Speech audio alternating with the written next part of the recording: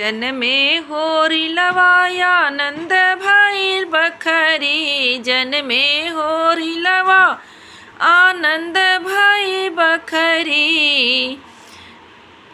ननदी जो आवी कजरा लगावे। ननदी जो आवी कजरा लगावे। उनहु के राजा गढ़ाई दिहा झुलनी। उनहु के राजा गढ़ाई दिहा झुलनी। जनमे होरी लवा जनमे होरी लवा आनंद भई बखरी। जनमे होरी लवा आनंद भई बखरी।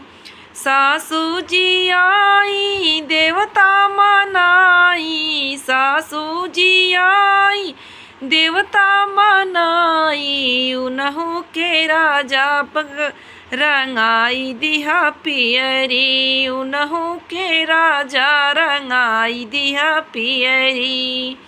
जनमे होरी लवा आनंद भई बखरी। जनमे होरी लवा आनंद भई बखरी।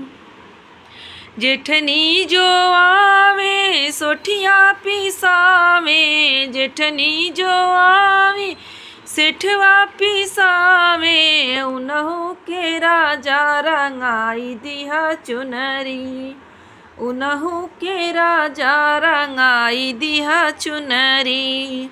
जनमे होरी लवा आनंद भई बखरी। जनमे होरी लवा आनंद भई बखरी।